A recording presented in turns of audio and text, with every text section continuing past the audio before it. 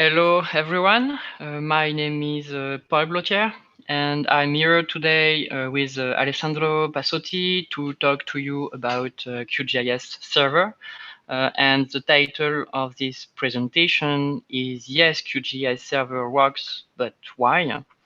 But we will also talk about QGIS Server drawbacks as well as current discussions and works. This presentation is available online on the QCooperative GitHub in the presentation repository. The link is here. So, who am I? I'm Paul Blottiere, a lead software engineer in a French company specialized in remote sensing and Earth observation. I'm also a QGIS core and server developer and a member of the QCooperative. I am Alessandro Pasotti. I'm running my own small business in Italy called IT Open. I am also QGIS core and server developer and currently serving as vice chair of the QGIS project steering committee. And I'm also a QCooperative member. So the QCooperative is an international group of professionals, developers, special analysts, trainers, testers, and documenters. We are specialized in GIS open source technologies, and we are very active members of the QGIS community on every front. So everyone here knows about QGIS Desktop and all its awesome features, the main Canva as we know it, the layout manager, the processing framework, the database manager, and so on. But there is also a map server based on the QGIS core library that allow us to use the same rendering engine as the QGIS Desktop. A QGIS server package is provided through official repositories, and the QGIS server follows the same roadmap as QGIS Desktop. The current LTR is 3.10 and the latest release is 3.14. The project is pretty young compared to other map servers like map server or GeoServer, but still provide very interesting features. So let's take a look to why QGIS Server works. QGIS Server comes with numerous services like WMS 1.1 and WMS 1.3, WFS 1.1, and the new protocol OGC API features, also known as WFS3, WMTS, and WCS. A very interesting fact is the brand new OGC API features protocol shipped in 3.10. Indeed, it's based on Open API standard and JSON instead of the ugly XML. And thanks to that, HTML landing page is provided by default and allows to explore the underlying project. Another great asset for QGIS Server is its vendor parameters and requests. Indeed, it allows us to take full advantage of QGIS specificities, and this way provide some extensions to OGC standards. Some examples here, we have the Xfilter vendor parameter for the get feature requests, which allow a user to write QGIS expressions to filter the features like in QGIS Desktop. There is also a whole bunch of highlight parameters which add some data about the map, and we have an example here with a green rectangle and a label on the center. However, the most famous request is a get print request in the WMS service, which allows to use a layout manager. You can select the layout you want to use, make substitution parameters, and the Atlas rendering is also available. It's very handy to create a beautiful report directly from a web client. QGIS Server is also certified by the OGC for WMS 1.3 since QGIS 3.0.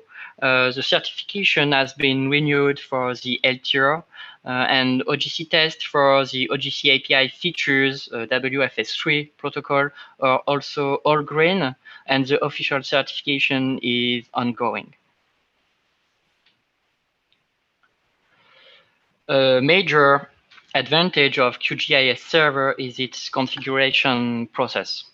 Actually, we just need to use QGIS Desktop to configure a project as usual with several layers and their labeling and symbology.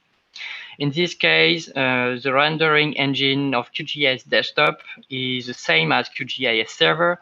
So what you see on your Canva is what you get from the server. Then we have a QGIS Server dedicated tab in the project properties where we can refine the configuration, like excluding some layers or adding restriction on the extent. Finally, once saved in the QGIS or QGIS zip file, we can use the map parameters in the URL to specify the project, and that's it. Another nice feature of QGIS Server is the capability to customize and the behavior through Python plugins. So it can be extended and expanded to plugins. There are several kinds of plugins. The simplest one is based on input-output filters. So you can basically manipulate the input of the server and the response. So it kicks in the response and request cycle in different ways. Then there is another type of filters that you can use, and they are called access control filters. They are about authorization. So you can define in a very fine-grained manner who can see what. So what kind of features, what layers are visible to a particular user. And this also works at the row level and at the attribute level. And it's also possible to specify spatial filters. So you can actually restrict the viewed area or the edited area to a particular user, to a particular region. Then you can also use the QGIS Server API to develop custom services. For example, we don't have a WPS service, but that can be created in Python through a Python plugin. Plugin can also be developed in C++, of course, but Python is much more handy for that. And last but not least, we have also the new OGC API that has been used to develop WFS3. And that is very, very useful because it's based on JSON and it's a REST API and it has an HTML templating system. It's based on content negotiation. So basically, if you open the browser and on this kind of API, you will see a nice HTML page like the landing page of WFS3. The two links below are two different collections of server plugins implemented in Python that you can browse to have a better idea of what you can do and the capabilities of Python plugins in QGIS Server, which is pretty much, you can do pretty much anything with them. About the usage of the server is basically a library, and it has full Python bindings and two different binaries applications that have been built upon this library. And one is the fast CGI application that cannot be run standalone. It requires a web server and is a fast CGI module that hooks into the server. So you need basically Apache or Nginx to run the server. But this is the one that you will probably be using in production. The other binary application is a development server. The advantage of it is it's standalone, so it includes a web server. You do not need to install a full stack or to configure anything. You just launch the program from the command line and you are ready to go. So it's very handy when you are developing or if you just want to try the server out without a full installation on a server machine. Last but not least, the API in the Python API can be embedded in other Python applications like Flask or Django, or you can also create a standalone Python application that uses the Python API of QGIS Server to provide a full web server application. In the gray rectangle, you have a small excerpt of a real application in using the Python API of QGIS Server, you see is very simple. You basically have a server instance. You create a request, passing the URL and the parameters. You create a response, and you handle the request and get the response populated with the processing of the request. The link below is one of the small application we developed in Python, and we are currently using that in our continuous integration testing infrastructure in QGIS, and is an example of embedding a Python API of QGIS Server into a Python program. So about robustness, the QGIS core library is very well tested with hundreds of integration and unit tests. Moreover, the server source code has also its own unit test.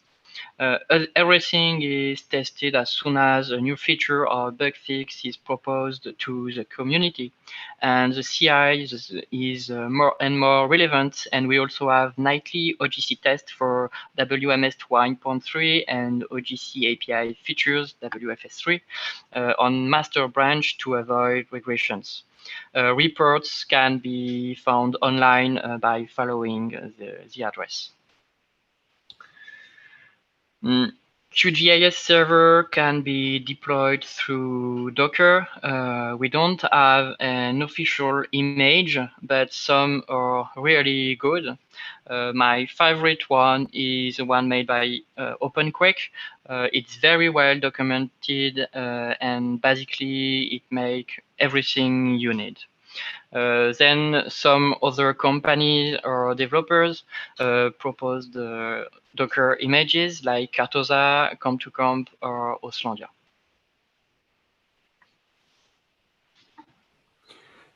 Okay, to access the data on the QGIS Server application, you need a client that speaks OGC protocols like QGIS Desktop, for example, but there are many more. But you can also use a WebJS application. So all your user will need is the web browser. And these three applications that have been listed here, there are more, but these are probably the most important because they were designed specifically to exploit all the powerful features of QGIS Server. The first one is ListMap, is probably the oldest one, is very mature and very feature complete. You can do anything you want with that. You can also have editing capabilities. You have advanced search capabilities. You have a lot of really cool features. Then we have the QGIS Web Client 2. This one is an official QGIS organization product, and is also very mature and can be used to, it's specialized for mobile application, but it also works very well on the desktop. Then we have G3W Suite. This is implemented in Python, in Django, and it's a prime example of the embedding of the Python QGIS Server API into another application. It's also very mature and feature complete. It supports editing, it supports forms, advanced search capability, constraints of any kind. And so there is a vast choice of application that you can use to serve your maps made with QGIS Server through the web.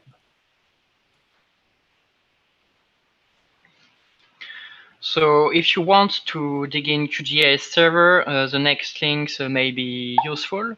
First, the first one is official documentation. QGIS as OGC data server. The cookbook QGIS Server and Python. The QGIS Server API in Python. And a workshop made by Alessandro, QGIS Server with Python superpowers. And finally, another big advantage of using QGIS Server is, of course, the community itself, because it's a very active and a very caring community.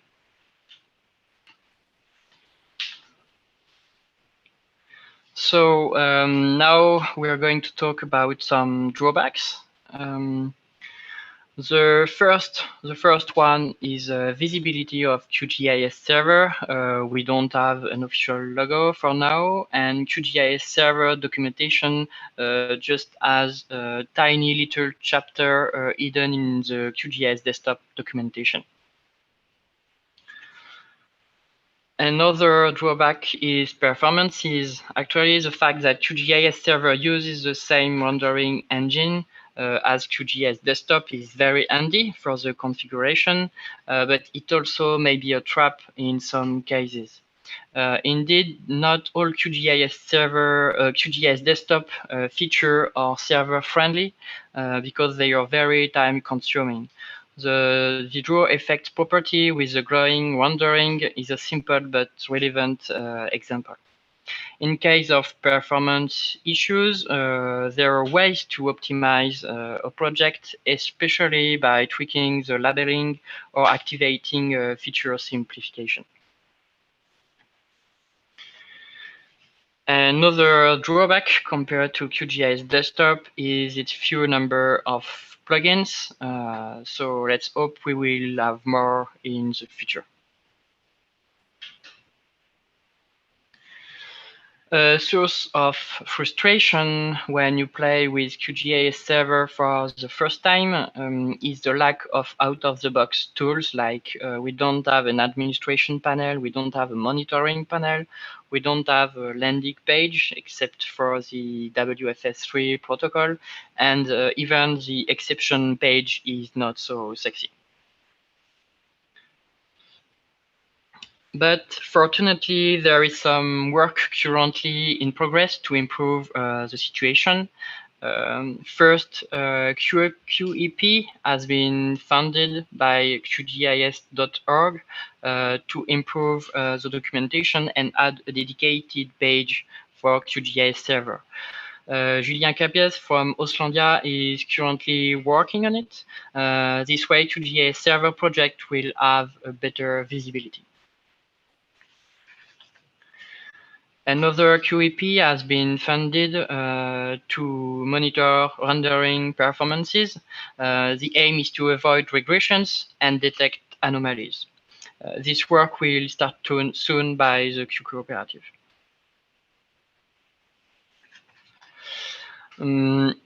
When you start to deploy QGIS Server on the cloud in big infrastructures, the need for monitoring becomes it's essential.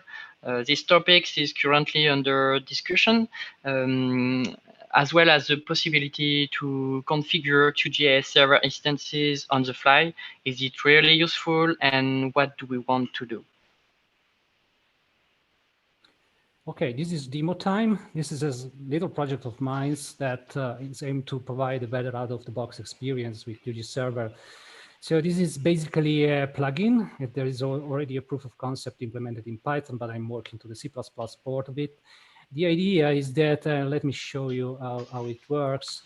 The idea is that when you open the page of QGIS Server, you get a list of the projects that are currently served by your installation. So you have a basic catalog of your maps. You have basic browsing capabilities for metadata. And you have also links to the services. So you have links to the GET capabilities, GET, WFS, WMS, and WFS3. Let's have a look to the WFS3 so you can see what a landing page of the WFS3 looks like. We have a link to the feature collections. These are the layers basically. And you have a small WebJS viewer, and you can even browse at the feature level. Going back to the landing page, you have the API description. So this is a REST API with editing capabilities, and you have the description of all the calls that you can make and the response that you can get back. And for every page, you can also have the JSON representation that is the underlying API the HTML page is built upon. And this is all template based. So the template is not so really so complicated right now, but you can just replace it. It's not hard coded. You can just make another directory, copy it, and change it as you like. Going back to my small catalog project, it also has a browser, and it's much nicer than the default browser in WFS3. It has a table of content which is synchronized from your QGIS project directly. It has a basic get feature info capability, so identify. You can also zoom and pan to the identified features. And going back to the table of contents, you can also open the attribute table and filter for the different values of different fields. So the idea is that when the user opens the QGIS server for the first time, you get this nice landing page with all the projects. Another nice thing is that you can store your projects into PostGIS. So you can have your data and projects stored into a PostGIS. And if you have remote access to that database, you can just use your desktop to design your maps and directly store them in the remote database and have them published automatically and immediately. So this is probably all of it. Was the last slide. So thank you very much for listening. Thanks to Paul for inviting me to co-present this presentation. He did the most part of the work, so credits goes to him. So thank you very much, and we are here to answer to your questions, if any.